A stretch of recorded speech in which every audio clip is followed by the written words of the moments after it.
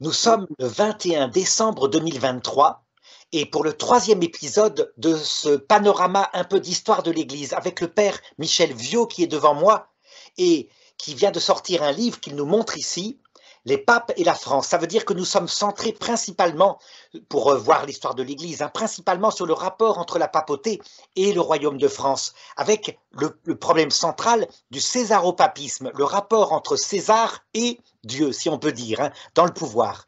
Nous avions vu dans le premier épisode donc le début avec Clovis et dans le deuxième épisode jusqu'au roi Philippe le Bel, on peut le dire, un Oui. sommet d'ailleurs du pouvoir pontifical avec le pape Innocent III. Et là, nous allons aborder dans une phase un peu descendante du pouvoir de la papauté, sachant que tout ça fait référence à ce texte de Saint Jean. Quand tu étais jeune, tu mettais toi-même ta ceinture, tu allais là où voulais. Quand tu seras devenu vieux, un autre te mettra sa ceinture pour t'emmener là où tu ne voudrais pas. C'est au chapitre 21. Eh bien, voilà justement comme une baisse de l'autorité pontificale peu à peu.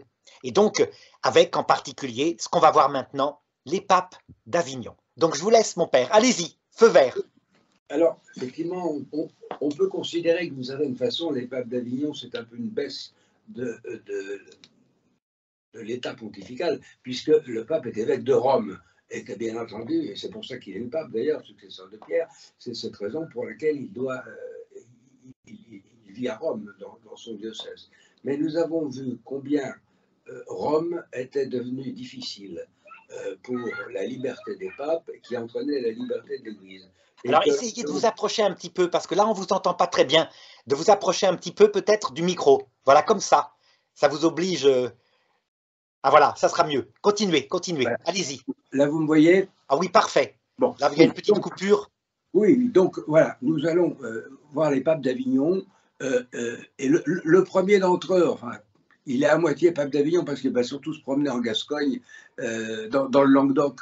Et puis il sera à Lyon, et puis il va être à Avignon un certain temps pour préparer le concile de Vienne. Je vais parler de Clément V, nous en avons parlé, je n'y reviens pas. Clément V, donc, va mourir en 1314. C'est la même année que Philippe le Bel. Hein. Oui. Et donc, C'est les Clément fameux V, rois maudits dont on connaît oui, l'histoire. alors c'est un peu une légende, hein, parce que nous n'avons pas de texte, c'est une invention de Drelon Oui, qui mais est qui est très géniale, belle, qui est du puisque roman. tous les trois, y compris Nogaret, sont morts la même année, donc Ils ça a sont morts la frappé. même année, oui, ils sont morts la même année, vous savez, oui, mais à un âge où on pouvait mourir. Hein. Oui, Il ne faut pas oublier que la vie est quand même, c'était quand même entre 30 et 40 ans, l'espérance de vie, oui. en plus. Hein. Bon, donc, voilà, ils sont morts. Et alors, le problème, c'est que tout n'est pas réglé. Quand Clément V meurt, par exemple, Philippe le Bel est encore vivant, et bien vivant. Et donc, il meurt, on l'enterre. Mais oui, il n'avait pas voulu revenir à Rome, il s'était bien rendu compte que c'était difficile. Et il est enterré, son service solennel a lieu à Carpentras, donc on compte ça, donc il est le maître maintenant. Et le conclave s'ouvre à Carpentras. Bon. Et on voit tout de suite que les cardinaux ne sont absolument pas d'accord. Et les cardinaux français font rapport à Philippe le Bel. C'est juste avant la mort de Philippe le Bel, et ce qui vous montre sa lucidité. Philippe le Bel leur dit surtout, mettez-vous bien d'accord, parce qu'ils se sont dispersés, ils ont quitté Carpentras. Mais il leur dit surtout, réunissez-vous avec les autres, même ceux avec qui vous n'êtes pas d'accord, mais réunissez-vous tous les cardinaux pour élire un pape qui aura votre accord. Voilà. Voyez-vous, il avait peur, il pressentait un schisme. Bon, c'est intéressant. Et deuxièmement, il leur dit, en plus, parce que lui, il avait son candidat, c'était son confesseur qui avait été fait cardinal, et si vous votez dans la dispersion, il y aura peut-être deux papes, et en tout cas, il y aura peut-être un pape qui sera élu qui ne nous plaira pas. Donc, c'était toujours Philippe le Bel. Et il va mourir quelque temps plus tard, et ça va être une dispersion, effectivement, totale. Jamais conclave n'aura duré aussi longtemps, puisqu'il faut attendre 1316, donc 2 ans plus tard, pour réunir les cardinaux à Lyon, au couvent des Dominicains, pour discuter des processions, enfin, des procédés du conclave. Est-ce qu'on va vraiment se réunir là? Par chance, je dirais, pour l'Église, le roi qui succède à Philippe le Bel, Louis X, est mort. Ça, c'est pas la chance de l'Église. Mais la chance de l'Église, c'est que celui qui lui... On ne sait pas qui va lui succéder, puisque sa femme est enceinte, on ne sait pas si elle va accoucher d'un garçon ou pas. Bon.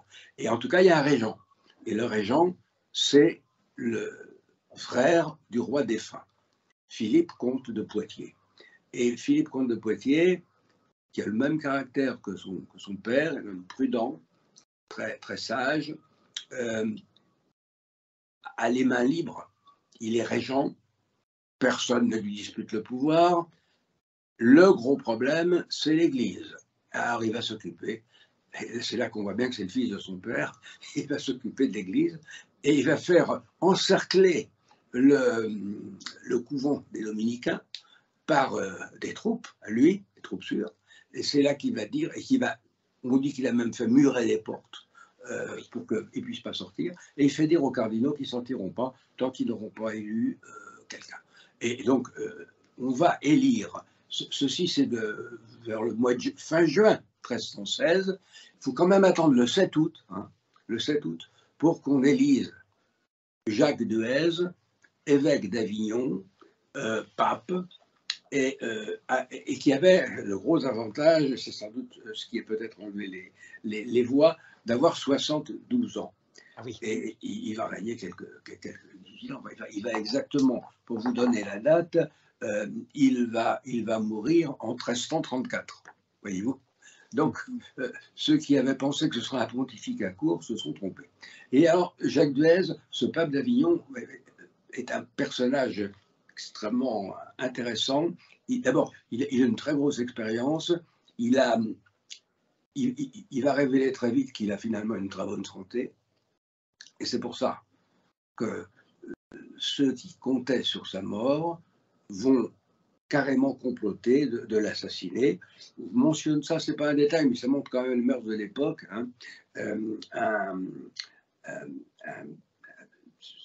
Ça va venir d'ailleurs d'un évêque, d'un évêque qui avait, on peut dire, comploté contre lui, et qui va utiliser même la sorcellerie. Il s'appelait Hugues Géraud, c'était l'évêque de Cahors. En plus, c'était pas très malin parce que Jacques de Hèze venait de Cahors. On l'appelait Jacques de Cahors, d'ailleurs. Bon. Et donc, il pouvait avoir des renseignements. Et il a été assez vite renseigné. Il avait fait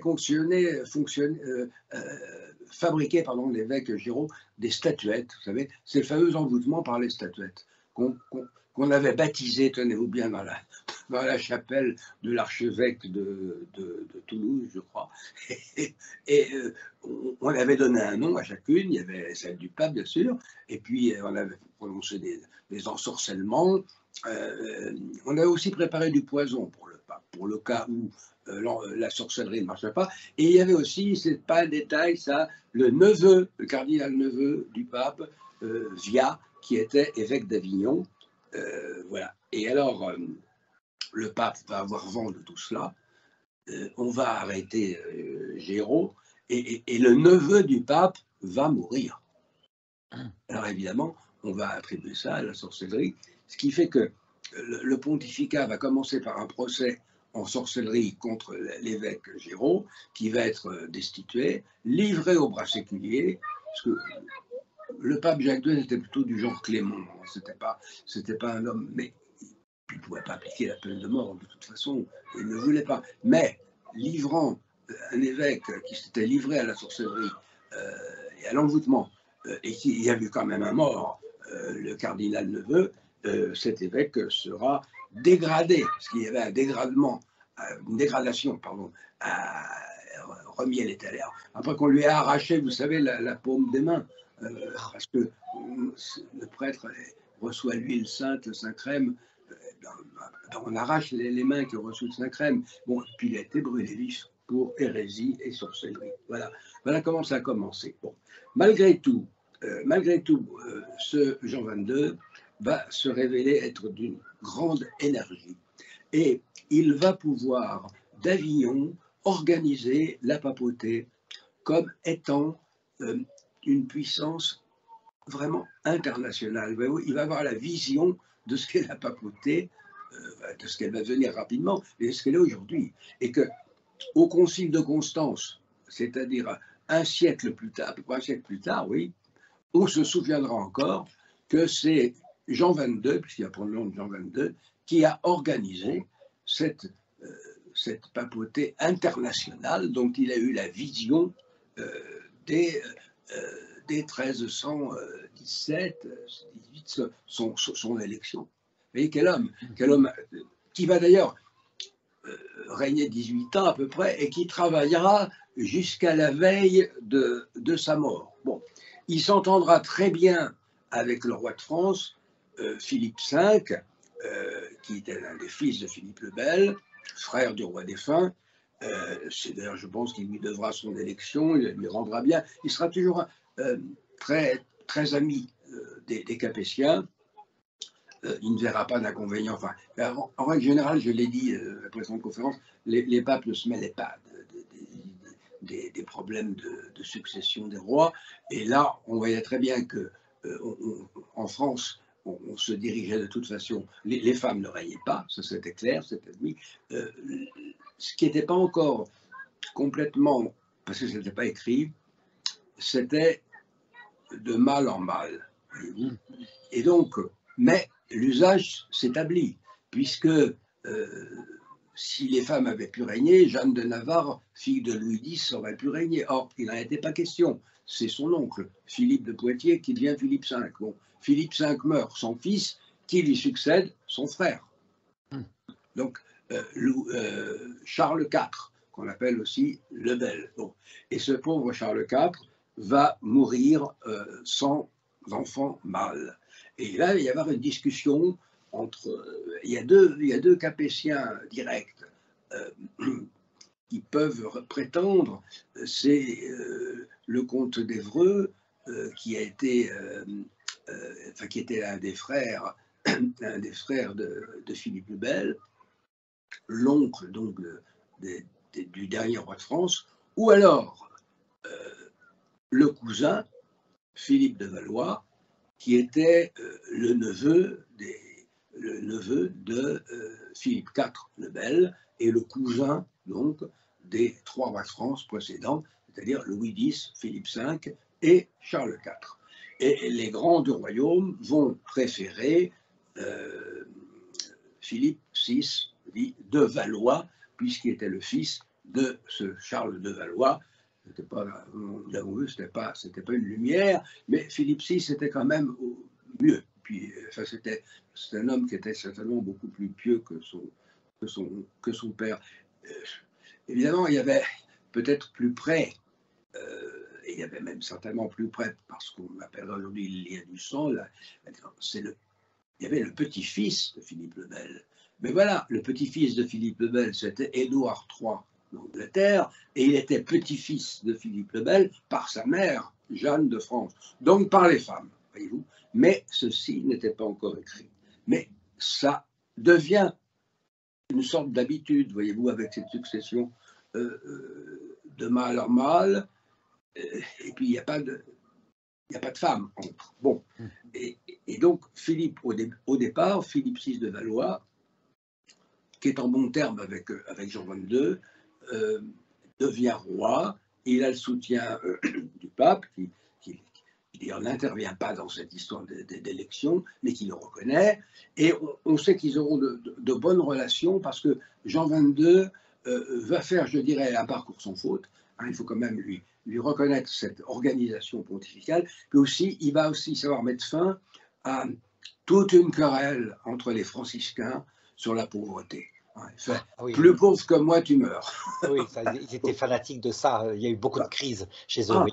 Et il va trancher ça, enfin, parce que ça en devenait ridicule. Vous voyez, les franciscains allaient jusqu'à vouloir garder la robe de bure qu'ils avaient de leur entrée dans les ordres jusqu'à leur mort. Oui. C'est-à-dire qu'à la limite, ils n'avaient plus que des haillons. Enfin bon, Oui, ce qui était source en plus d'orgueil, puisque forcément, plus pauvre que moi tu meurs, ça veut dire que tu meurs orgueilleux en étant le Ah, plus voilà, pauvre. exactement. Voilà. Alors, il va y mettre fin. Ça lui faudra des inimitiés. Vous savez, les inimitiés de religieux, Ah les oui, inimitiés de moines ou de bonnes sœurs, c'est terrible. Hein. Bon. oui, Et le pauvre pape, il n'y échappera pas. Puis alors, surtout, euh, il va réfléchir. C'était un canoniste, surtout, était plus canoniste que théologien et exégète, mais il va s'intéresser aux fins dernières, après tout, pourquoi pas, c'est normal qu'un pape s'y intéresse, et il va nier la vision béatifique pour ah les oui, gens qui meurent. euh, il faut qu'ils attendent le jugement dernier. voilà. L'idée du pape, si vous voulez, c'est qu'on ne peut pas anticiper sur le jugement de Dieu. Alors mais ça va créer un tollé épouvantable. Parce que l'idée qu'on puisse mourir, bon, d'aller au purgatoire, mais pour un certain, mais que tous, qu'il faille attendre le jugement dernier pour avoir cette vision béatifique, ça va paraître absolument horrible. Oui, surtout Et que c'est contre l'écriture. Aujourd'hui, avec moi, tu seras dans le paradis, etc. oui, alors vous savez bien que tout dépend là aussi sur je te le dis aujourd'hui, sur quoi porte le aujourd'hui? Est-ce Ah que oui, c'est sur ce que Jésus dit ou sur la destination du mauvais larron? Comme il n'y a pas de ponctuation et oui, dans le manuscrit, voilà, il y a un doute. Et il ne faut pas. L'Église a toujours, enfin jusqu'à présent, l'Église a, et surtout après l'histoire qui va arriver, là, je vous raconte, on a préféré qu'on ne prenne pas trop de position, je dirais, tranchée sur cette question. ah, il Hein. y a quand même le dogme après, le dogme de Benoît XII, Oui, justement, Benoît la XII, constitution Benedictus Deus ah, bah, il va Vobis. être obligé. Bah, Eh il va oui, être obligé. Parce que, dans un premier temps, donc Benoît XII va aider, c'était Jacques Fournier, hein, Jacques Fournier, qui était cardinal, va aider Jean XXII à se rétracter noblement, en disant que ce n'est là qu'une opinion de théologien et pas de pape. C'est un peu comme Benoît XVI quand il écrit son Jésus. oui, Hein. voilà. Joseph Ratzinger, Benoît XVI. Voilà, il dit bien Oui, d'ailleurs, on peut me contredire. Voilà, bon. Eh bien, Jacques Fournier va dire bon, voilà, attendez, il s'est exprimé en tant que théologien, bon, mais bon, c'est pas un enseignement de l'Église.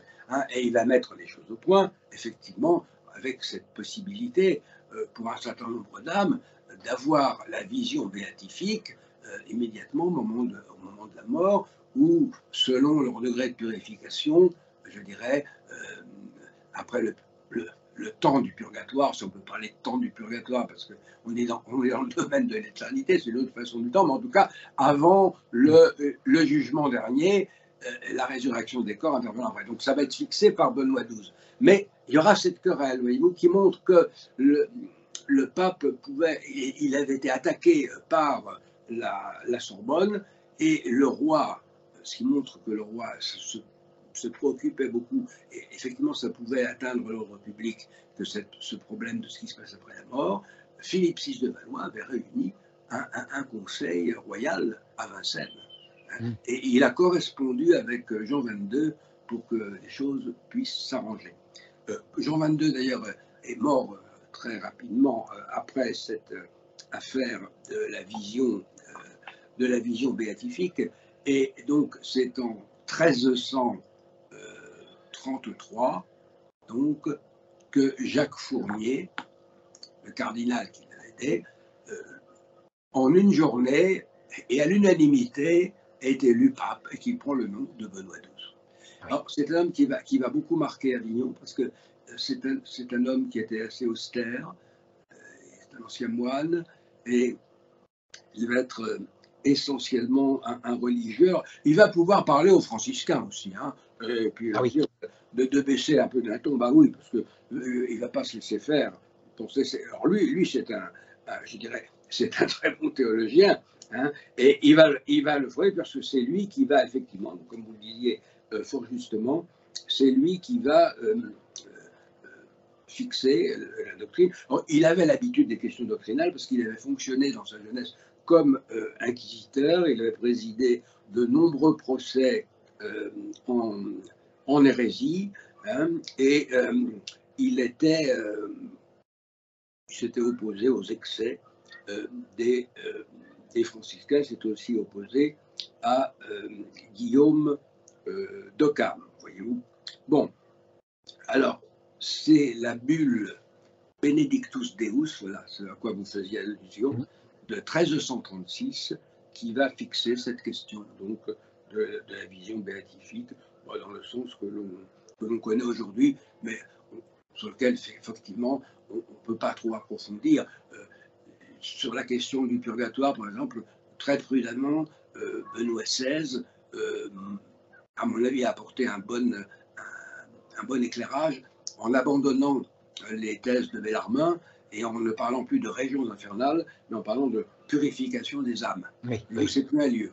Et je trouve que, moi je sais que quand j'ai connu ce texte quand j'étais pasteur luthérien encore, c'est ce qui m'a amené à accepter l'idée du purgatoire, voyez-vous. Oui, ce qui était, voilà, qui était beaucoup plus spirituel, même si maintenant on commence à dire c'est peut-être les deux, parce que effectivement les morts ne seraient pas des purs esprits, mais emporteraient avec eux, bon ça c'est autre chose.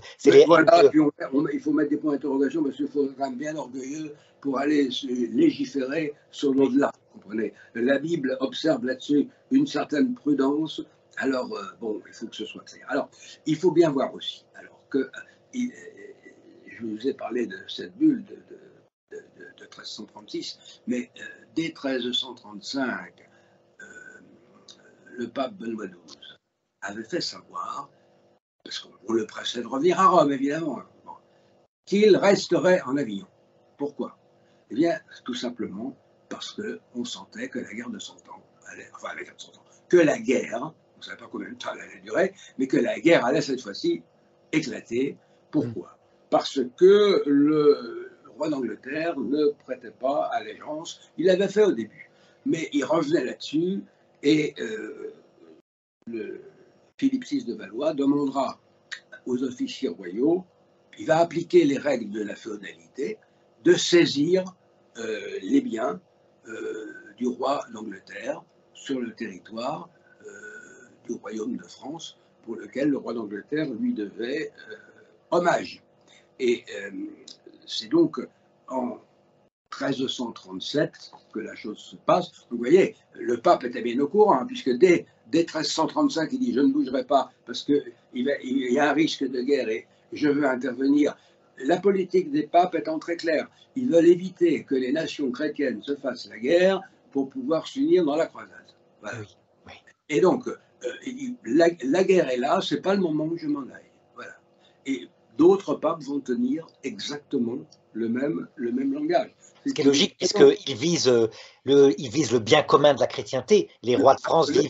Et ils veulent éviter. D'ailleurs, ils obtiendront souvent des trêves entre les Anglais et puis la France. Il faut aussi dire, quand je parle des Anglais et de la France, il faut aussi préciser qu'on n'est pas dans des guerres de nationalité. Au fond, la guerre, ce qui va durer en fait 116 ans, hein, un peu plus de 100 ans, c'est pas une guerre de nation à nation, c'est la dernière des grandes guerres féodales, finalement. Oui, c'est ça. Bien sûr, parce que les Plantagenets, au départ, ce sont des Français, enfin, ils parlent français, ce sont des nobles, le nom le montre bien, Plantagenets, bon,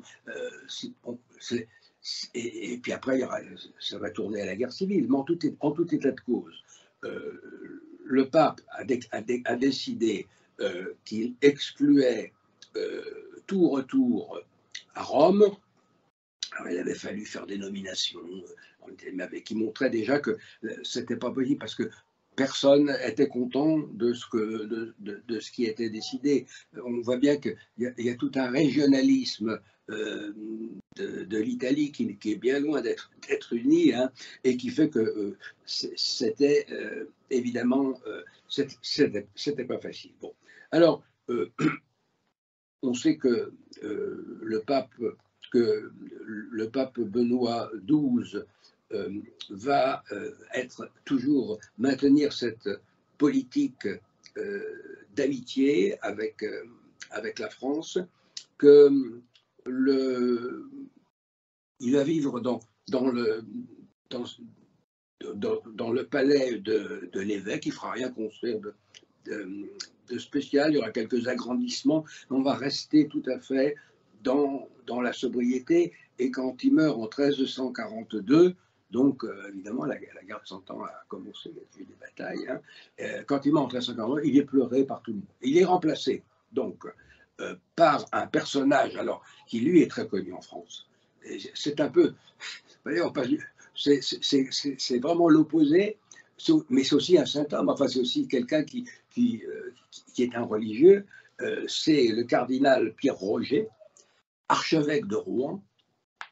Alors, je dis archevêque de Rouen parce qu'à cette époque-là, et ça va durer un moment, l'archevêché de Rouen était le plus riche du royaume de France. Ah oui. Et être archevêque de Rouen, vous ne pouviez pas rêver mieux sur le plan matériel et puis enfin le prestige aussi. Bon, donc, et c'est donc Pierre Roger qui va devenir pape. Il est élu aussi à l'unanimité.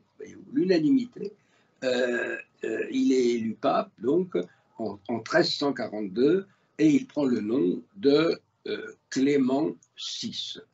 Et alors, ce Clément VI connaissait parfaitement la France, tous les rouages de la monarchie. Enfin, il avait été même, il avait même été archevêque de Sens. Enfin, il avait siégé au conseil du roi, voyez-vous. Et donc, c'est quelqu'un qui connaissait parfaitement tous les rouages des choses. Mais alors, c'est un grand diplomate aussi, et je pense aussi qu'il a été peut-être aussi élu pour ça à l'unanimité. Je me risquerai à une comparaison. Voyez-vous, tout le monde s'est réjoui de son élection, un peu comme on s'est réjoui de l'élection du cardinal Pacelli en 1939, parce qu'il y avait la guerre. Voilà. Et on se disait, comme le cardinal Pacelli était très connu pour être un expert en matière de diplomatie, eh bien, Roger aussi était connu, le cardinal Roger était connu pour être un expert en diplomatie, et on pensait qu'il pourrait peut-être empêcher cette guerre terrible qui commençait donc entre la France et l'Angleterre et puis ses alliés, parce qu'évidemment, chacun va prendre des alliés. Bon. Et alors, Clément VI va être couronné, lui, dans l'église des Dominicains, en Avignon. Et c'est là qu'on va voir plusieurs princes présents. D'ailleurs, pour Jean XXII aussi, il y a eu à Lyon, il y a eu la fameuse cavalcade hein, avec c'était des gens de la famille royale, les Capétiens, qui tenaient la bride du roi. Et là, ça va être pareil, du pape. Et là, ça va être pareil. Celui qui va tenir la bride, il y a plusieurs princes. En tout cas, il y a le duc de Normandie, Jean, qui est le fils de Philippe VI de Valois, qui est le futur roi de France, Jean II. Et même le duc de Bourgogne va être là aussi. Mais à cette époque, c'était un Capétien aussi. Hein. Vous voyez, l'attachement des Capétiens, de la famille royale, donc, à la papauté. On tient à la bride du cheval du pape, hein, pour montrer aussi la soumission en matière religieuse. Voyez-vous, donc, voyez-vous que finalement, cette papauté, en fait, elle n'est pas abaissée, mais elle est ramenée à ce qu'elle doit être. C'est-à-dire s'occuper de religion essentiellement. Et finalement, ça l'agrandit, hein, parce qu'elle est délivrée, on l'a vu avec Jean XXII, on n'a pas pu l'assassiner, parce qu'il y a quand même la France est à côté, bon, et puis là, on envoie au couronnement du pape, on n'envoie quand même pas, n'importe qui, voyez-vous. Donc, ce pape, c'est lui, donc, qui va faire construire le fameux château, et qui va faire donc d'Avignon une ville extrêmement prospère, parce qu'il faut aussi dire que Avignon avait cette particularité, c'est de posséder le premier pont qui traversait le Rhône quand on remontait de la Méditerranée. Vous vous rendez compte? Ah oui. Ah ben oui, c'était pas rien quand même. C'est-à-dire que le pape était placé là quand même dans une position stratégique qui quand même valait bien Rome, hein, et avec quand même une protection tout à fait importante. Bon. Alors la guerre fait rage, mais alors voyez-vous, je parlais tout à l'heure des trêves de Dieu, il arrivera à imposer la trêve de Malestroit en 1433 pour roi Édouard III. Voilà. Et une trêve qui va durer 2 ans, quand même. Ça sauve des vies, mais il faut dire aussi, soyons clairs, que ça permet aussi de faire d'autres armes, voilà, et de rassembler d'autres armes. Bon, mais donc la guerre reprend, et puis il y a une date évidemment qui est terrible, qui est celle du 26 août 1346. C'est la victoire des Anglais à Crécy, qui mettent vraiment une déroute totale dans l'armée française. Et on sait que le pape Clément VI a veillé à ce qu'il y ait une nouvelle trêve et à ce qu'on puisse vraiment négocier cette trêve, parce que cette bataille a été extrêmement meurtrière. Oui. Et le pape s'est particulièrement impliqué dans cette affaire, et on aura la trêve seulement après la prise de Calais par les Anglais en 1347, n'est-ce pas? Et c'est une paix qui va en plus arriver bien, parce que vraiment ils ont eu les gens ne s'étaient pas, nous plaignons nous, mais eux ils en ont eu leur paquet, hein, ils avaient cette guerre, et voilà que la peste noire apparaît. Voilà, oui. La peste noire apparaît, alors là, bon, il y a les morts de la guerre et les morts de la peste. Bon. Ce qui est stupéfiant, c'est ça, c'est que les malheurs arrivent en escadrille souvent, sans compter le grand schisme dont vous allez parler après. Mais... Ah, bien entendu. Bon, alors c'était la bataille de Crécy aussi. Il faut le signaler parce que c'est la mort d'un héros, Jean l'Aveugle. Hein. Vous savez, Jean l'Aveugle, il s'était fait enchaîner pour ne pas. Et avec ses armes et ne voyant rien, il tuait les assaillants, mais évidemment, il ne pouvait pas voir de côté. Il est mort. Si je le signale, c'est d'abord pour signaler cet acte de bravoure et d'amitié avec la France il a donné sa vie pour la France, mais son fils, justement, Charles, va devenir roi de Bohême, et c'est lui qui va être finalement appelé plus tard à être empereur. Mais il gardera toujours un grand amour pour la France, d'ailleurs, parce qu'il avait été baptisé sous le nom de Yaroslav, un nom comme ça, et il avait pris le prénom de Charles pour prendre le prénom de son parrain, qui n'était autre que le roi de France, Charles IV. Donc il y avait cette vieille amitié, le père qui meurt en se faisant enchaîner pour battre contre les Anglais pour la France, et puis ce futur empereur qui est son fils et qui va monter sur le trône, et il se fera couronner empereur du Saint-Empire romain germanique à Aix-la-Chapelle, parce que le prédécesseur, Louis de Bavière, c'est un Wittelsbach qui avait donné des tas d'ennuis au pape, et le pape, ni Jacques Duez, enfin, ni ses successeurs n'ont voulu en entendre parler, tandis que celui-là, évidemment, il était bien vu, et comme oui, il était aussi ami du roi de France. Vous voyez cette importance, le lien que fait le pape finalement entre l'amitié entre le roi de France et celui qui va devenir l'empereur du Saint-Empire romain germanique. Donc il n'a pas réussi à amener la paix avec l'Angleterre, mais au moins avec le Saint-Empire,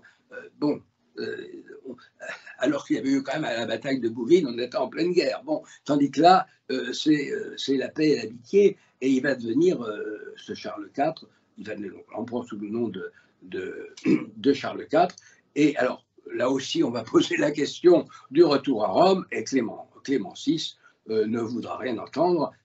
Il était suffisamment habile politique pour savoir que ce n'était pas du tout le moment de revenir à Rome, et il va mourir donc à Avignon en 1352. Il va avoir des obsèques grandioses, quand même une très grande famille, hein, qui vont évidemment amener la critique. Hein, toujours, on va comparer avec Benoît XII, qui était un moine austère. Bon, mais enfin, il fallait quand même, un pape, c'était quand même quelqu'un d'important, voyez-vous. Donc, on va lui faire des obsèques assez grandioses. Et cela dit, pas question de retour à Rome. Alors, il ira quand même. Alors, celui qui va aller à Rome, c'est Charles IV, mais pour des raisons politiques.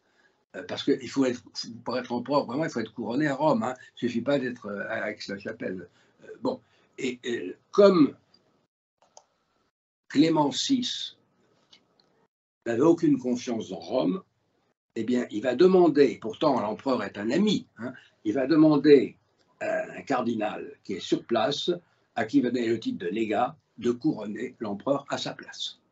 Vous voyez, c'est vous dire, ça prouve bien que tout de même, Rome, ce n'était pas le moment d'y retourner, et un homme comme Clément VI, qui était tout à fait au courant, voilà, n'y va pas. Bon, alors,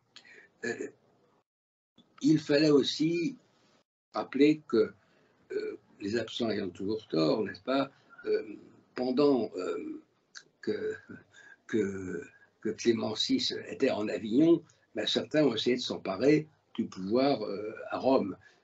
C'est donc l'histoire de Rienzo, hein, qui a essayé de prendre le pouvoir, voyez-vous. Bon, mais le pape, disons que ça ne l'a pas décidé à bouger, mais simplement il a envoyé des troupes, hein, il a envoyé quand même des troupes, ce qui montre qu'il avait une totale liberté. Et il a envoyé des troupes en Italie sous le commandement d'un cardinal espagnol, n'est-ce pas, pour essayer de remettre de l'ordre. Voyez-vous, en plus, c'était ce cardinal espagnol, il avait participé aux guerres de Reconquista, donc on avait des cardinaux, il anticipe Richelieu. Oui, tout à fait. Ah, oui, ils sont des politiques, et là on voit comme les choses sont intermêlées, quoi, hein, vraiment. Oui, absolument, absolument, absolument. Bon, et puis alors, voyez-vous, là aussi, on montre que c'est un grand diplomate, d'ailleurs, parce que il va être imité par l'autre. Clément VI va tenir compte des puissances italiennes. Et par exemple, on sait qu'il va s'allier à Milan avec la célèbre famille Visconti. Voilà. Parce qu'il va bien voir que les Visconti comptent à Milan, hein, et qu'on ne peut pas en faire n'importe quoi. Et donc, par un jeu, tout en restant à Avignon, mais en envoyant une armée, en ayant des relations diplomatiques avec tel ou tel chef local, il va quand même montrer qu'il s'intéresse à l'Italie. Et comme par hasard, si j'ose dire, le fameux Rienzo, qui pensait être maître de Rome, sera assassiné le 8 avril 1354. Voilà. Cela dit, Clément VI n'aura pas la mauvaise idée de se rendre à Rome. Alors,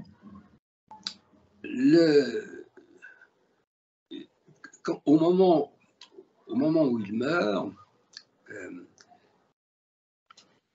je dis Clément VI ne va pas aller à Rome, il est prudent, mais c'était quand même quelqu'un d'extrêmement autoritaire, n'est-ce pas, d'extrêmement autoritaire.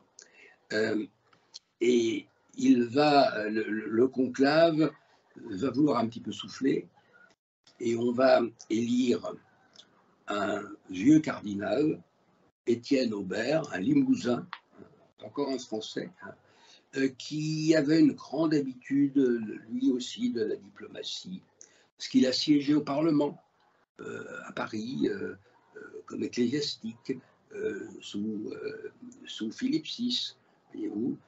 Il a été évêque de Noyon, puis de Clermont.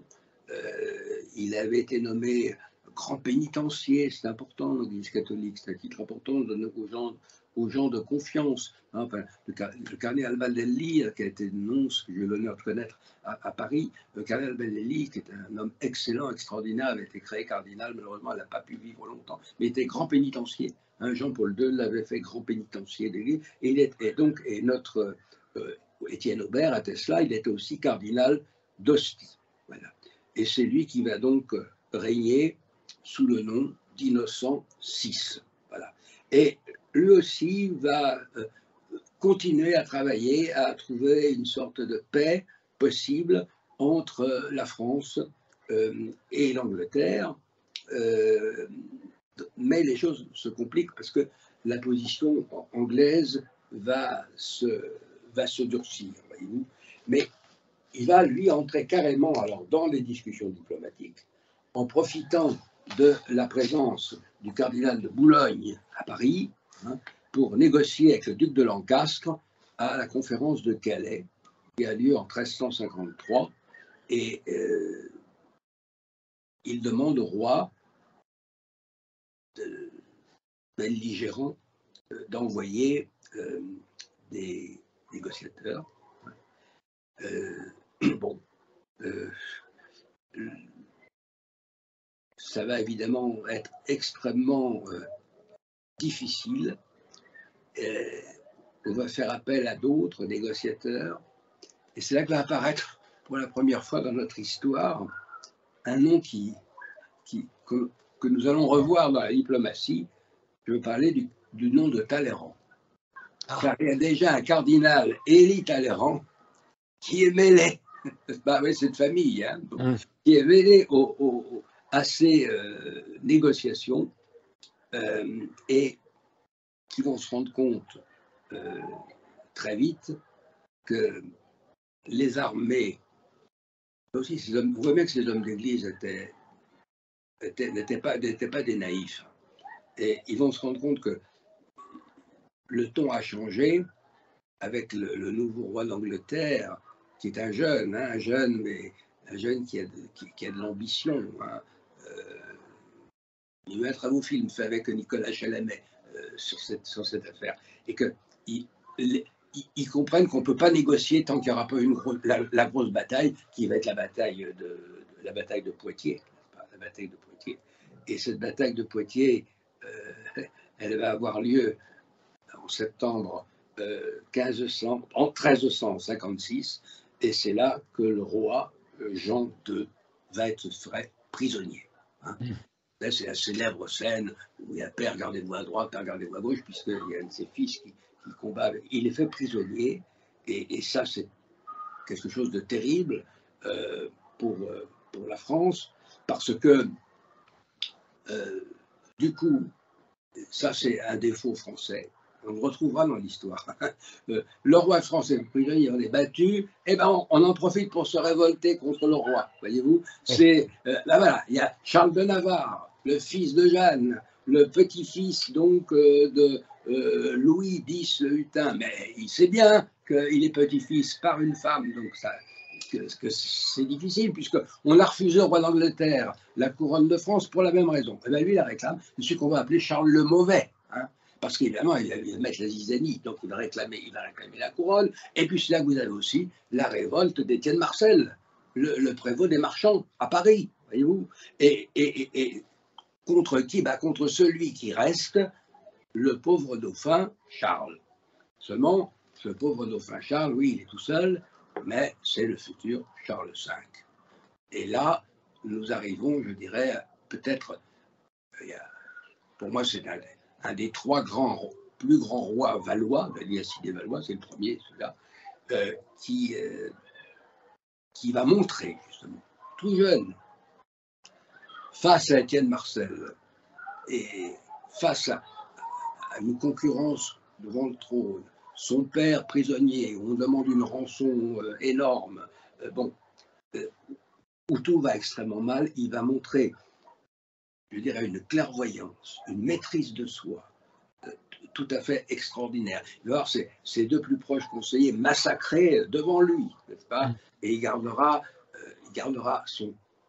il se contiendra, il forcera le respect, on n'osera pas toucher à sa personne. Mais il n'oubliera rien, hein. Il n'oubliera rien, mais il saura aussi ne pas être excessif dans la vengeance qui était nécessaire, parce que un prince qui n'aurait pas réagi à ça aurait été regardé comme le dernier des imbéciles. Bon, alors finalement, on va réussir. Le pape va encore se mêler de paix, et on va signer le 24 octobre 1360 une sorte de paix, trêve, à Calais. et où on va permettre à Jean le Bon, donc il a payé qu'une partie de la rançon, mais on va lui permettre quand même d'aller en France. Et il s'engage sur l'honneur à payer le reste. Il est intéressant de savoir que le pape avait contribué, tenez-vous bien, jusqu'à 900 000 écus d'or pour payer la rançon de roi de France. Vous voyez, oui, l'amitié qu'il y avait entre la maison capétienne et les papes d'Avignon. Bon. Et d'ailleurs, le pape Jean le Bon, alors, la première, Jean le Bon, ça veut dire Jean le Brave, c'est le bon, il faut prendre au sens de brave. Jean va, sa première visite, et pour le pape, pour aller le remercier. Mais quand il va arriver à Avignon, Innocent VI est mort. Et il va tomber sur un autre pape, très différent, mais ô combien remarquable, qui est Urbain V. On peut lire tout de suite qu'il sera le bienheureux Urbain V. Oui, il est béatifié. Il est béatifié, et à juste titre. Là aussi, le conclave avait hésité, et puis finalement, il s'était dit, ben non, on ne pourra pas trouver quelqu'un parmi nous. Et donc, on va choisir en dehors du conclave. Et on va choisir donc l'abbé Guillaume Grimoald, qui était abbé de Saint-Victor, à côté de Marseille. Et donc, ce conseil va être donné par le cardinal d'Aigrefeuille, qui aurait eu des chances éventuellement d'être pape, qui était le cousin en plus de Clément VI, voyez-vous, mais qui voit le bien de l'Église et qui voit que personne ne fera l'unanimité dans ce sacré collège. Parce que les uns qui se sont trop mêlés des histoires de la guerre, enfin vous savez, là il y a des histoires politiques. Alors, je trouve que c'est une idée géniale d'avoir pris Grégoire, parce que apparemment il était en dehors du coup, puisqu'il était abbé dans un couvent. Bon, je dis apparemment, parce qu'en fait, il avait été utilisé comme ambassadeur extraordinaire auprès de certaines puissances politiques en Italie. Donc, ce n'était pas non plus un bleu, comme on dit. Eh oui, mais ça, c'était pas trop connu, si vous voulez. Mais les cardinaux, eux, le savaient. Et à la fois, c'est un homme qui est apparu comme ayant suffisamment de connaissances en politique, et surtout, qui était connu pour sa piété, pour sa sainteté, pour vraiment l'importance qu'il attachait à la religion. Il a donné plusieurs preuves de ça dans une longue carrière quand même ecclésiastique, voyez-vous. Et alors, il va recevoir, c'est lui qui va recevoir le roi Jean le Bon, n'est-ce pas? Et qui, le roi va avoir évidemment un certain nombre de demandes à faire. Alors, je vous ferai remarquer que Guillaume Grimoald a pris le nom d'Urbain V. C'est intéressant ça, parce que urbain, ça vient du latin urbs, c'est-à-dire la ville. Et c'est une manière de montrer qu'il n'oubliait pas la ville. Et qu'est-ce que la ville par excellence à cette époque-là, vous le savez comme moi? Et Rome, oui. C'est Rome, c'est Rome. Et donc, Urbain V, parce qu'il y avait effectivement de plus en plus de voix, pas toujours pour des bonnes raisons d'ailleurs, qui voulaient que le pape retourne à Rome. Je ne dis pas toujours pour de bonnes raisons, c'est parce que certains trouvaient qu'il était trop pour les Français. Regardez, effectivement, il a payé une partie de la rançon. D'autres que, il se mêlait de politique entre la France et l'Angleterre, c'était pas bien, qu'il laissait le champ libre en Italie à l'empereur. alors qu'il n'y avait rien à craindre du côté de Charles IV, tant que ça a été Charles IV. Donc, bon. Mais en tout cas, en tout état de cause, lui, ce qui lui importait, et c'est là qu'on voit le sentiment religieux, si vous voulez, cet homme, il choisit le nom d'Urbain pour bien montrer qu'il n'a pas oublié qu'il est l'évêque de Rome, mais comme je vous l'ai dit, ce n'est pas un bleu, il sait très bien que c'est quelque chose d'assez difficile. Alors, il va recevoir, évidemment, il va recevoir Jean le Bon, hein, qui va venir le voir en 1362, lequel Jean le Bon va présenter toutes sortes de demandes, mais il va se voir opposer des refus polis à beaucoup de ces demandes, parce que, eh bien, tout simplement, ça marche sur je dirais, les prérogatives du pape, voyez-vous. Et par exemple, il va vouloir essayer d'être l'avocat de Barnabé Visconti. Or, Visconti s'est mal comporté, il avait été déclaré même hérétique. Le pape lui fera comprendre que ça ne le regarde pas, et d'ailleurs il excommuniera Visconti. Comme quoi, quand on nous dit que les papes d'Avignon étaient les tenus par le roi de France, pas du tout. Hein. Là, Urbain V a bien fait comprendre qu'il n'était pas du tout question de marcher sur ses prérogatives. Voilà. Alors, il va se préoccuper de Rome, je vous l'ai dit, son nom le prouve, mais aussi il va prendre des mesures d'Avignon concernant des travaux à Rome et sur des bâtiments qui sont en mauvais état. Enfin, il va y avoir de l'argent qui va venir d'Avignon pour s'occuper de Rome, ce qui montre bien que le pape ne l'a pas occupé. Bon. Jean le Bon va rester plus longtemps que prévu à Avignon parce que le pape lui a dit que le roi de Chypre allait venir. Voyez-vous. Alors Avignon devient aussi un centre diplomatique. Et donc, c'est là que Jean le Bon va avoir un certain nombre de discussions politiques, voyez-vous. Voilà. L'empereur va aussi venir à Avignon. Alors là, avec Urbain V avait une autre conception aussi de son ministère de pape, et bien qu'ayant été moine, bon, il va recevoir l'empereur avec toute la considération qu'il faut. Hein. Et l'empereur va se montrer favorable à une croisade,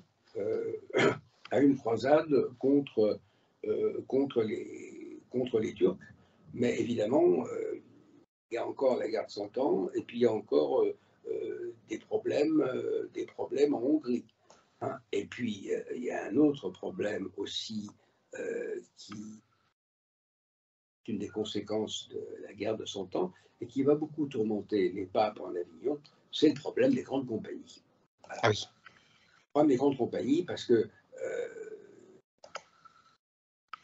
ces grandes compagnies, il n'y avait pas en France encore d'armée professionnelle, si vous voulez. On appelait les vassaux, bon, et puis qui venaient avec des personnes. Enfin, il n'y avait pas une structure. C'est Charles VII qui va doter la France d'une armée permanente. Mais à cette époque-là, elle n'existe pas encore. Et donc, les grandes compagnies, une fois qu'on les a utilisées pour les combats, bah, de quoi ils vont vivre? Surtout quand les trésors sont à moitié vides à cause de la guerre. Hein. Et bon, alors, Charles V va utiliser beaucoup Bertrand du Guesclin, et on peut dire que grâce à lui, Bertrand du Guesclin va pratiquement extirper on peut croire que la guerre de 100 ans est terminée. Enfin, la guerre qui n'a pas encore duré 100 ans est terminée. Charles V va réussir à bouter les Anglais hors de France, mais seulement, je vous dis, il y a les grandes compagnies, et du Guesclin, il va se proposer il va le faire d'ailleurs, mais il faut les emmener vers le sud où, alors, on voudrait bien les emmener à la croisade, mais ils n'y tiennent pas. Ils préfèrent aller dans des endroits plus calmes où on peut piller et voler plus facilement. Et pourquoi pas aussi les terres du pape, vous voyez. Donc le pape, il a aussi ce problème des grandes compagnies qui vont être proches des territoires pontificaux. Et Urbain V va agir là aussi alors en bon politique, ce qui montre que, voyez-vous, il a aussi ce sens. Il va payer du Guesclin pour qu'il aille ailleurs. Voilà. Et qu'il n'attaque pas les États pontificaux. Alors ils iront rançonner Montpellier. Bah oui. Chacun fait comme il peut. Mais ça montre aussi la liberté de manœuvre des papes, n'est-ce pas? Ils n'étaient pas du tout les hommes liges de roi de France, comme on l'a quelquefois dit. Alors, Urbain V va quand même faire une tentative de retour à Rome, en prenant un gros risque. Et j'ai tenu à vous dire tout ça pour vous dire que ce n'est pas du tout un naïf qui s'en va à Rome. Il sait parfaitement que c'est très dangereux. Mais il sait aussi que son devoir d'évêque de Rome, c'est au moins d'essayer, quitte à y laisser sa peau. Bon. D'ailleurs, il va être dûment averti. Par exemple, mais alors, vous voyez comme c'est curieux. Le pape à Rome, c'était quand même un énorme symbole. Je prends le cas du poète Pétrarque, qui a souvent critiqué les papes d'Avignon, évidemment, pour cause, y compris Urbain V.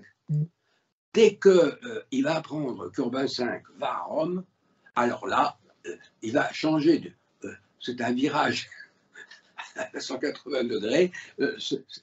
Il le canonise pratiquement déjà, voyez-vous.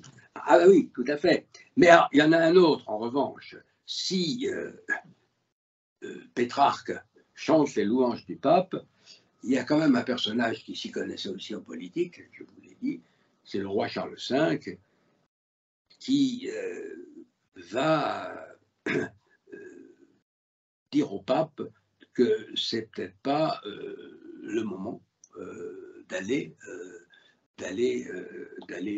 à Rome. Hein. Certes, ça s'est calmé en France, la guerre, mais disons que sa sécurité est loin d'être garantie.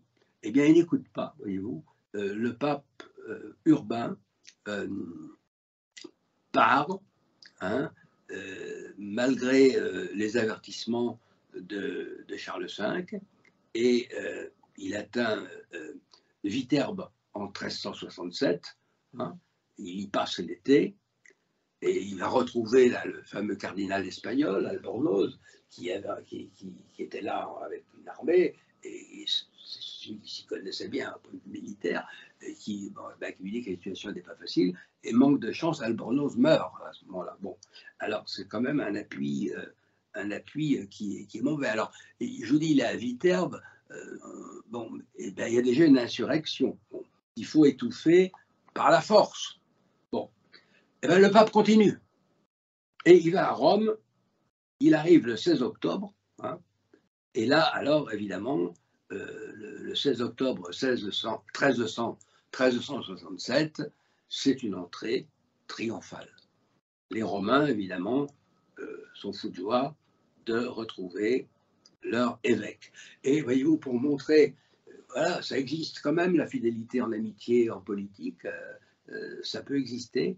L'empereur Charles IV, qui avait, lui, complètement éteint hein, les querelles entre le sacerdoce et l'Empire, eh bien, va aller le voir à Rome, n'est-ce pas, pour en quelque sorte conforter sa présence.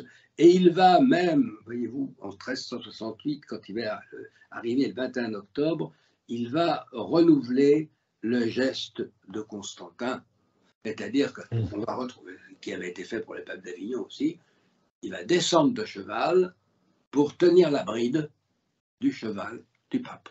Voilà. Ah ben, donc ça aussi, c'est un beau geste de réconciliation. Hein. Donc, et le jour de la Toussaint, On va même voir l'empereur servir la messe du pape dans l'église Saint-Pierre, et l'impératrice, sa femme, sera à ce moment-là couronnée par le pape. Voyez-vous. Donc là, c'est une réconciliation totale. Et puis alors, il y a un autre événement capital tout de même et important, c'est que le 13 décembre, c'est que dès 1355, l'empereur d'Orient avait pris des contacts avec Innocent VI, pape d'Avignon, parce qu'il s'inquiétait de plus en plus évidemment du problème turc, et qu'il était question de refaire l'unité avec l'Église de Rome.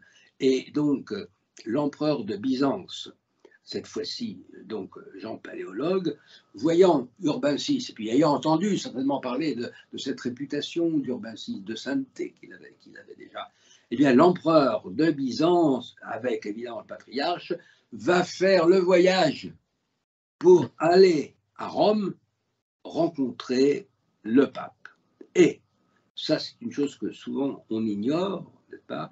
Il arrive à Rome en 1369 et le 18 octobre, il abjure l'orthodoxie grecque et il fait les serments nécessaires pour être réintroduit dans la communion catholique, et ce, devant le pape et une petite assemblée. Et le lendemain a lieu une grande cérémonie publique, cette fois-ci dans la cathédrale de Saint-Pierre, et l'empereur d'Orient s'inclinera à ce moment-là devant le pape, et tous les deux entreront dans la cathédrale Saint-Pierre avec un Te Deum, voyez-vous.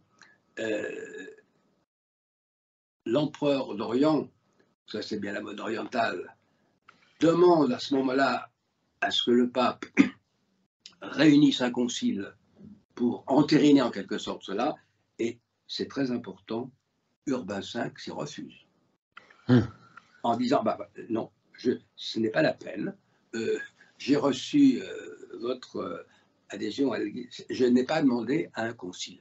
Très important, parce que ça montre bien la différence de conception entre l'Orient et l'Occident. Et déjà, vous avez l'affirmation, Urbain V là-dessus, et dans la suite d'Innocent III, et dans une suite que ne démentiront aucun pape jusqu'à nos jours, à savoir que le pape est supérieur au concile. Oui, oui.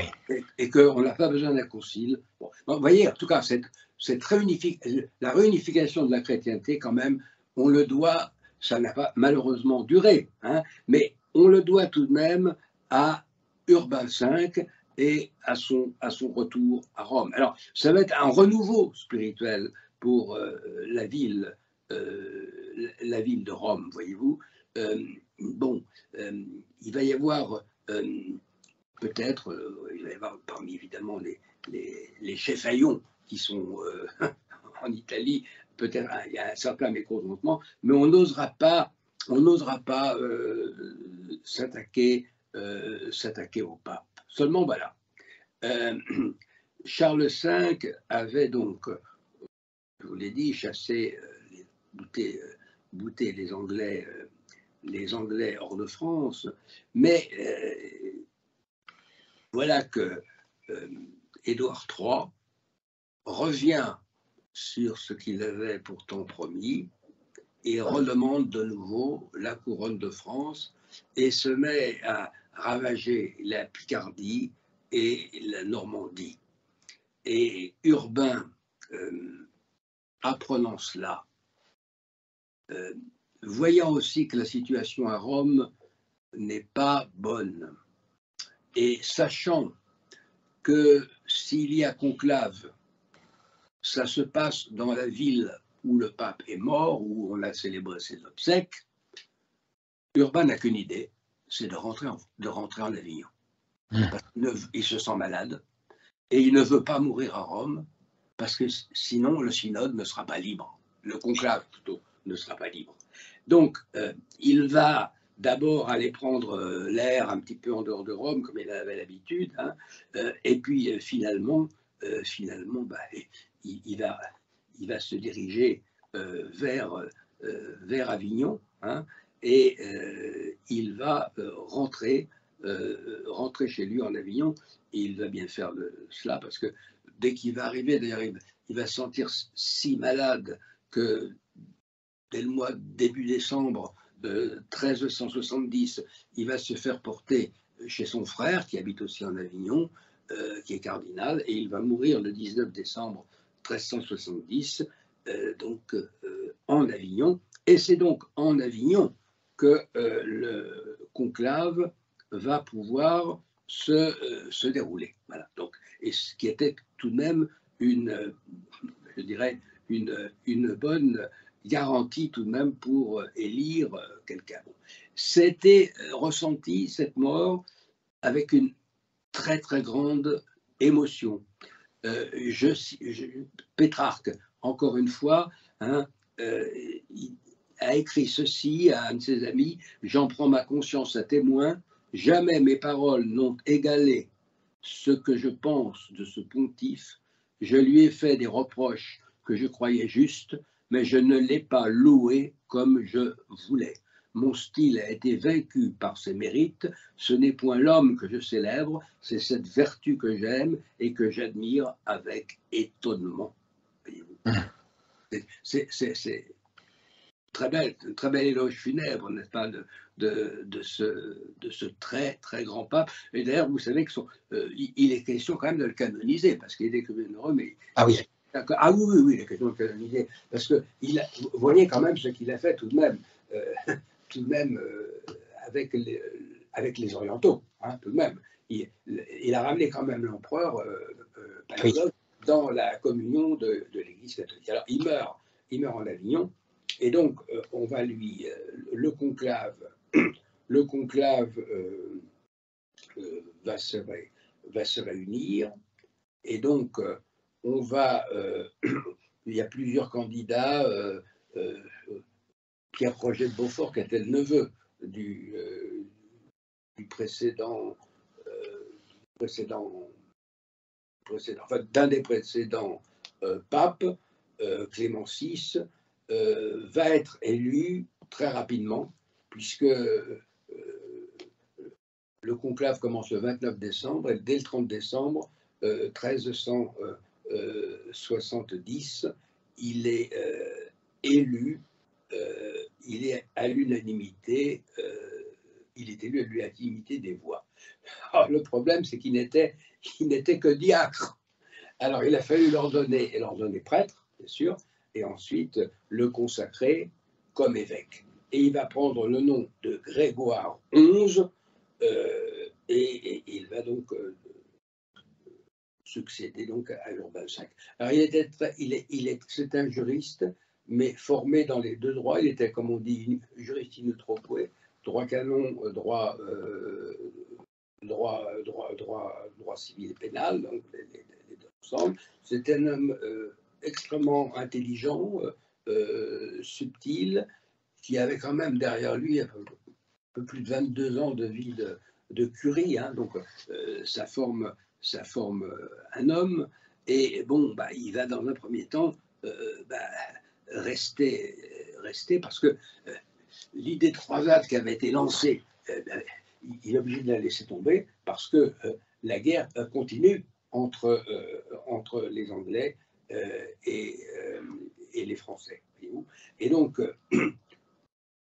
il reste à l'Avignon. Alors c'est là que Catherine de Sienne se manifeste pour menacer de choses épouvantables si le pape n'a pas à Rome. Il y avait aussi Sainte Brigitte, vous savez, mais ces femmes étaient un peu exaltées, je trouve, tout de même. Oui, parce que ça a provoqué finalement des catastrophes. Le grand schisme vient certainement. Voilà, c'est ça que moi, je ne veux pas mettre en cause la canonisation de ces personnes, non. Mais je trouve qu'elles avaient peut-être raison théologiquement, mais elles étaient complètement nulles en politique, complètement nulles. hein, tout à fait. complètement nul. Et elles ont joué un mauvais tour à l'Église. Hein, moi, je le dis franchement, un mauvais tour en poussant absolument le pape à, à retourner, à retourner à Rome, parce que les choses ne s'étaient absolument pas arrangées, voyez-vous. Bon, alors, je vous dis, la guerre continue, hein, et par exemple, quand on apprend que il y a toujours le problème, n'est-ce pas, des grandes compagnies, n'est-ce pas? Et donc, on pensait que le pape allait revenir tout de suite, et puis finalement, il ne revient pas, et pour cause. Alors, il y a un capitaine anglais qui s'appelle John Hapgood. Pardonnerez mon accent, parce que je ne pratique pas, je ne pratique pas l'anglais, mais ce John Hapgood, il va jouer un rôle important, et même malgré lui, je dirais, dans le Grand Gif, c'est lui qui va introduire en Italie des éléments des grandes compagnies, alors qui tantôt vont être prises pour être au service du pape, tantôt contre, n'est-ce pas? Et puis, alors, il y a toujours l'histoire des Visconti, qui en fait, ne se contentaient pas de Milan, mais l'ambition des Visconti, c'était surtout l'Italie, hein, c'était évident. Donc, ils s'opposaient aussi, d'une certaine façon, au pape, mais pas d'une manière franche. C'était d'une manière, d'une manière détournée. Bon. Donc, si vous voulez, politiquement parlant, la situation était tout à fait mauvaise. Ce qui pouvait tromper, c'est qu'à Rome même, c'était calme, mais il y avait partout en Italie des désordres, surtout par le fait de l'arrivée de soldats des grandes compagnies. Et alors, en particulier, alors, il y a une partie des gens de Hapgood qui va être accompagnée par un cardinal, Robert de Genève, qui va faire parler de lui. Mais ce Robert de Genève, il était à la fois, c'était un homme de la maison de Savoie, hein, c'était un prince de la maison de Savoie, et qui était aussi, bon, il avait été formé à l'école militaire aussi, il savait mener une armée, mais il était aussi aumônier en principe de l'armée. Bon.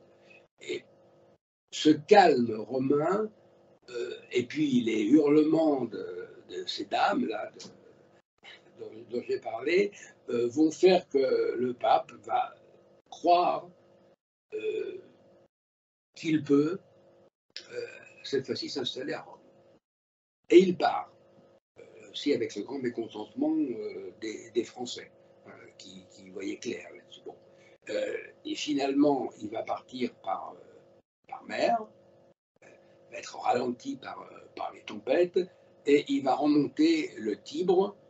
Et c'est comme ça qu'il va arriver dans Rome en 1377, le 15 janvier. Alors là aussi, il va faire une entrée triomphale. C'est ce qui va peut-être aussi le tromper. Il y avait le calme, bon, il arrive, un triomphe. Hein, un triomphe. Seulement voilà, ce qu'on appelle la guerre des 8 saints continuait. C'était en fait 8 provinces avec à leur tête, vous savez, des tyrannos italiens. C'est pour ça que par dérision, on les appelle les saints, les 8 saints. Hein. Mais il n'empêche que ça faisait quand même, ça faisait quand même des dégâts.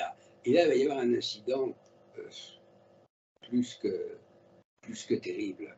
C'est que cette grande compagnie de Hapgood était dans les parages quand une partie de l'armée qui étaient c'était les mêmes que ceux qui étaient avec Hapgood, hein, c'était le même groupe, mais ils avaient été coupés en deux.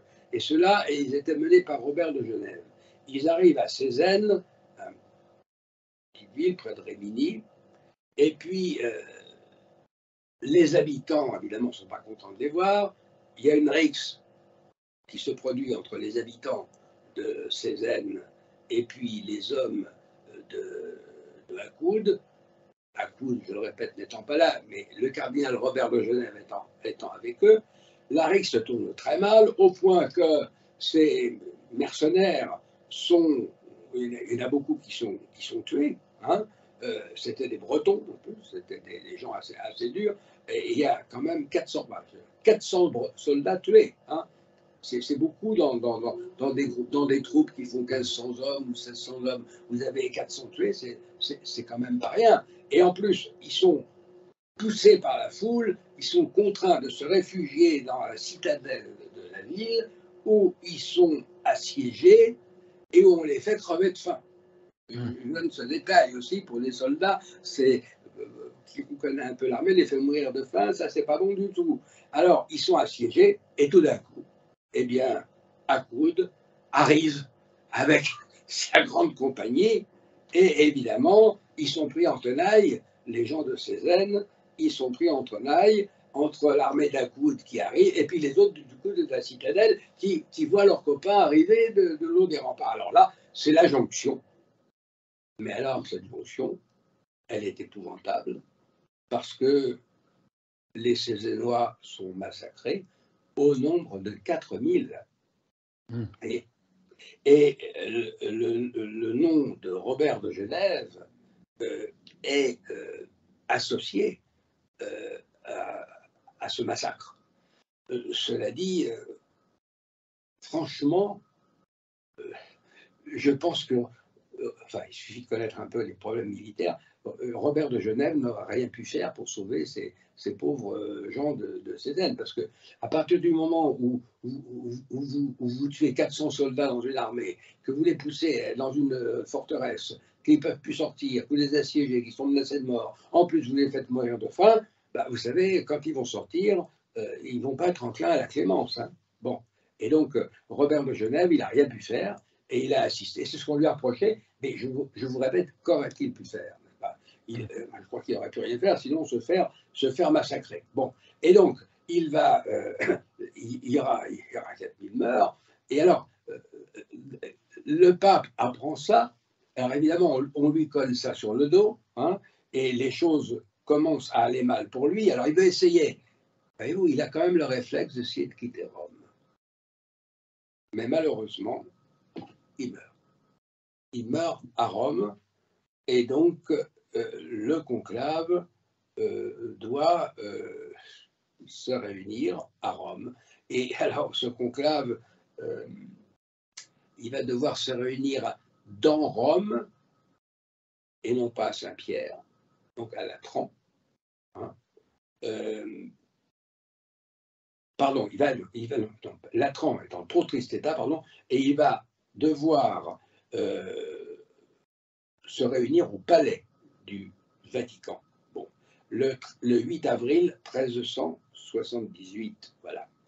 Et pour vous donner une idée de la situation, le camérier du pape avait fait venir à Rome 200 lances qu'il avait placées autour du château Saint-Ange comme refuge pour le conclave. Bon. Et alors, ce conclave se réunit, mais ils ne sont pas très nombreux. Voyez-vous, les cardinaux doivent être à peu près une douzaine. Une douzaine, et dont en majorité des Français. Et il y a peut-être que 2 ou 3 Italiens. Bon. Et il y a une ambiance très anti-française, parce que la foule entoure le palais en question et hurle un pape. Et on veut un pape italien. Bon, alors, ça agace tout de même les cardinaux. Et donc, 2 cardinaux, et non des moindres, le cardinal d'Aigrefeuille, et puis un Italien quand même, Orsini, vont trouver la foule. Ils s'imaginent qu'ils vont avoir une certaine influence. Ils leur disent, enfin, qu'est-ce que vous faites? Il les traite de maudits, c'est pas comme ça qu'on élit un pape. Eh bien, à leur grande stupeur, la foule ne cède pas. Ils leur disent, mais nous voulons non seulement un Italien, mais un Romain. Bon, Alors, ah bon, un Romain. Alors on leur dit, ben, écoutez, bon, on va, vous l'aurez dans les jours qui viennent. Non, dans la journée, on le veut tout de suite. Bon, alors évidemment, quand les deux vont rentrer dans le palais, il y a une phrase que je vais vous citer parce qu'elle est prophétique. D'Aigrefeuille dira à Orsini, allons, allons, monseigneur, plutôt que de mourir, j'aime mieux élire un Italien ou un Romain, ou même le diable. Ouais, ouais. Ou même le diable. Et j'ai écrit dans mon livre, il ne croyait pas si bien dire. Voilà. Parce que le ton monte dehors, et alors il faut absolument élire quelqu'un. Alors, là aussi, personne dans le Sacré Collège. Et alors, un cardinal a l'idée classique, hein, de prendre quelqu'un du Sacré Collège, et là, comme il y a urgence, il faut prendre on ne voit pas de Romain. Il y en a bien dans le Sacré Collège, Tebaldeschi, mais il est tellement vieux. Ça va, pour exemple, une plaisanterie. Alors, bon, on pense à un vieux cardinal, Bartolomeo Prigagno, qui était archevêque de Bari, qui avait à l'époque 60 ans. C'est vieux, hein, pour cette époque-là. C'était une sorte de cardinal porte-dossier, voyez-vous, qu'on voyait, enfin, pas de cardinal, d'archevêque porte-dossier. Il jouait les utilités à la curie, il disait jamais rien. Il connaissait tout le monde. On lui disait d'aller porter ça à un bureau, enfin voilà, il faisait pas de bruit. Un homme insignifiant. Alors, on dit, ben voilà, on va les lire, comme ça au moins on pourra sortir. Alors, ils les lisent, hein, et puis ils se dépêchent, ça c'est très amusant, d'aller tout de suite se réfugier au château Saint-Ange et de s'enfermer à double tour, et il y a les 200 lances autour. Et alors, évidemment, le secrétaire du groupe peut sortir en disant « Habemus papam ». Bon, alors, la foule entre, et alors on avait pris la précaution quand même de laisser le vieux cardinal Tebaldeschi, parce que lui était romain, on savait qu'on ne lui ferait pas de mal, et on l'avait, pour gagner du temps, on lui avait même mis une chape et puis une mitre d'évêque, et enfin, si bien que les premiers arrivants, dont l'archevêque de Bari, ont cru que c'était le pape, voyez-vous. Et l'archevêque de Bari s'est précipité à ses genoux pour le saluer, et l'autre lui a dit à l'oreille, non, c'est pas moi le pape, c'est toi. Et alors, l'autre n'en est pas revenu, et il a demandé qu'il y ait confirmation écrite de l'élection, ce qui fut fait, évidemment, et à ce moment-là, il a pris, c'était habile de sa part, mais bon, ça montre aussi beaucoup de choses, le nom d'Urbain. Eh oui, parce que l'autre était tellement mort en honneur de sainteté, Urbain V, que lui va s'appeler Urbain VI, voyez-vous. Et cet homme tout à fait insignifiant jusque-là, dès qu'il est élu, va se comporter comme une véritable brute. Injurier les cardinaux, enfin, se comporter d'une manière tout à fait étonnante, qui va faire regretter très vite à ceux qui l'ont élu de l'avoir élu. Certains n'hésitant pas à dire que c'est une élection forcée, et donc de quitter Rome le plus vite possible, voyez-vous, parce que l'homme va devenir, à leurs yeux, va leur devenir extrêmement dangereux, voyez-vous. Alors, bon, on va même dire à certains ambassadeurs qu'en fait, le trône du pape est en fait vide. Et c'est ce qui va, parce que plusieurs personnes vont venir pour saluer le nouveau pape. Et les présents ceux qui ont été présents au conclave ne vont pas hésiter à raconter ce qui s'est passé et à dire que ça leur a été arraché sous la force. Eh bien, le pape va encore pouvoir réunir Urbain VI, ses cardinaux, et voyant son comportement, Robert de Genève, l'homme du massacre, là, ne va pas hésiter à lui dire « Vous voulez diminuer notre honneur, eh bien nous diminuerons le vôtre. » Carrément, en pleine réunion, voyez-vous. Et donc, ils vont se dépêcher de quitter Rome et donc de se réunir finalement à Fondi le 20 septembre 1378, parce que le pape avait quand même, Urbain VI, avait tout de même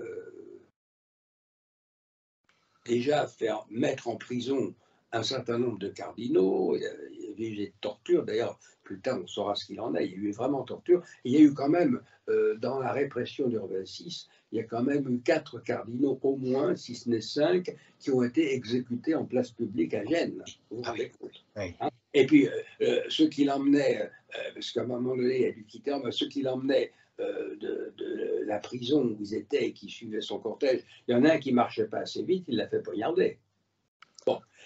Donc, il faut comprendre que ce conclave, ce deuxième conclave de Fondi, réuni donc le 20 septembre 1378, avec les cardinaux français, va réussir quand même à faire venir les 3 cardinaux italiens.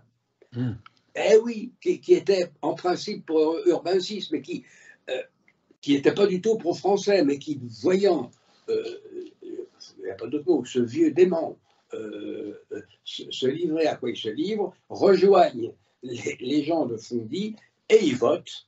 Et c'est là qu'ils élisent Robert de Genève, qui prend le nom de Clément VII, puisqu'il y avait Clément VI auparavant, il prend le nom de Clément VII. Voilà, et c'est le grand schisme d'Occident qui commence. Et voilà, exactement.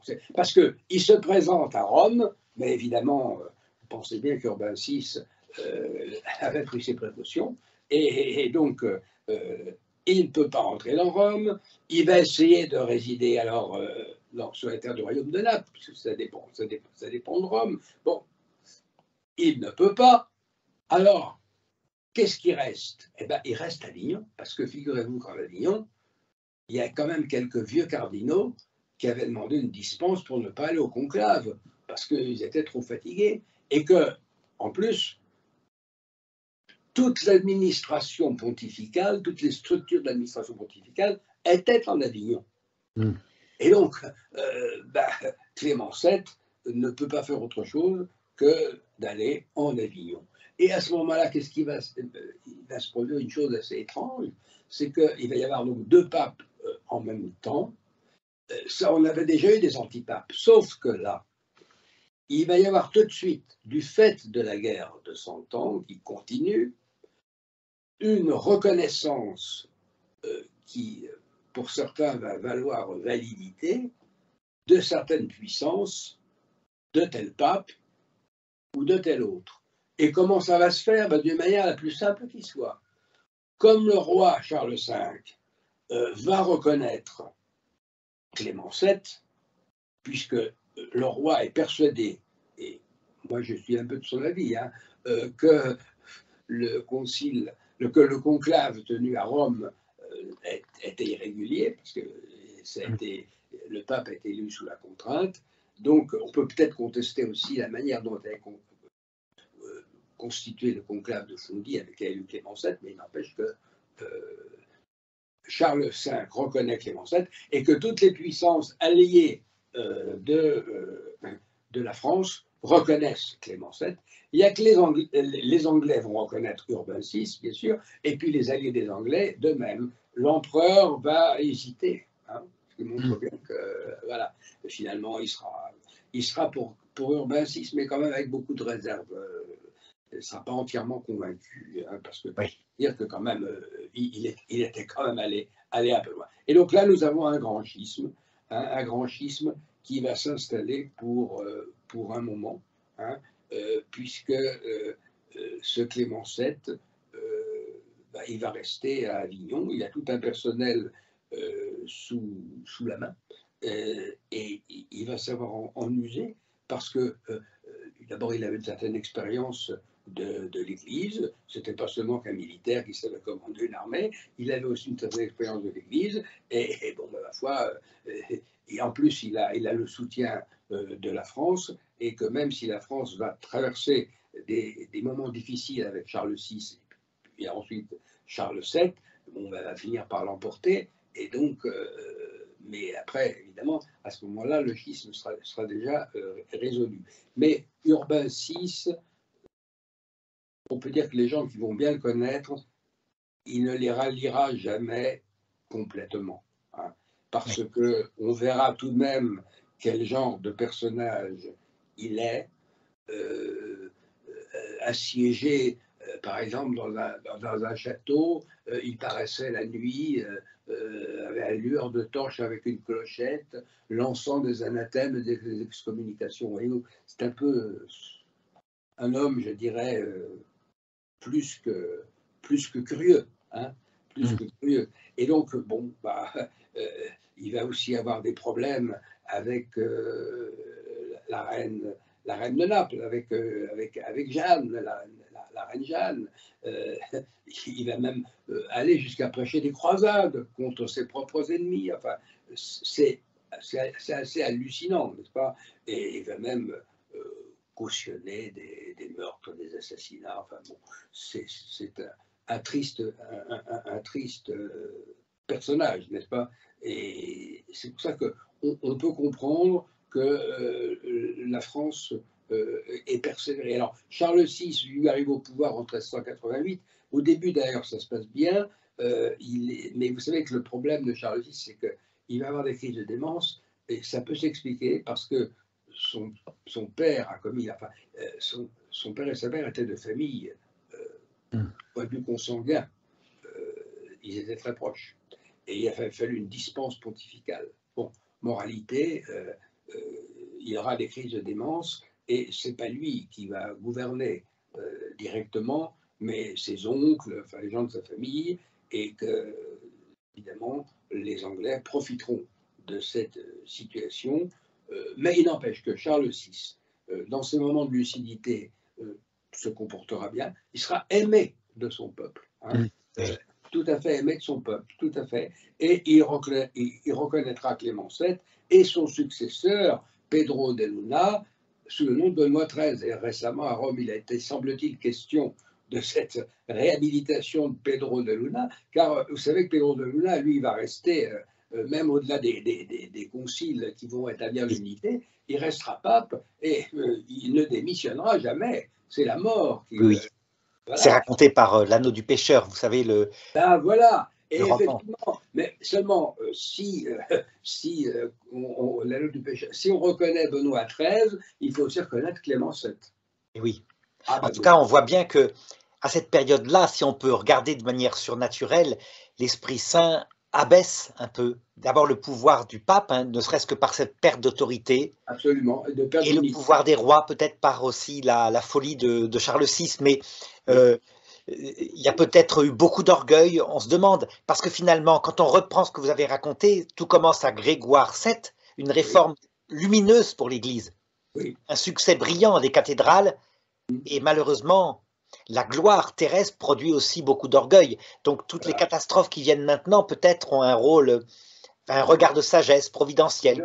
Et voyez-vous, je pense aussi, parce que on va certainement conclure, mais voyez-vous, c'est cette Brigitte de Suède et puis l'autre, ces deux femmes un peu exaltées qui sont une des causes indirectes du grand schisme. Il faut vous dire qu'en fait, c'est par une femme que les choses vont se rétablir avec Jeanne d'Arc. Et oui. Et peut-être que les mystiques en question, parce que Dieu dirige son Église, peut-être qu'elles étaient vraiment de Dieu, mais pas comme elles le croyaient. Voilà. D'ailleurs, Sainte Catherine de Sienne s'est beaucoup reproché cette histoire. Que la papauté passe par un abaissement, et aussi peut-être la France, finalement, pour qu'il y ait cette intervention. Parce que moi, je suis assez providentialiste, hein, comme Joseph de Maistre, pour qu'il y ait cette intervention surnaturelle pour sauver et la papauté et la France.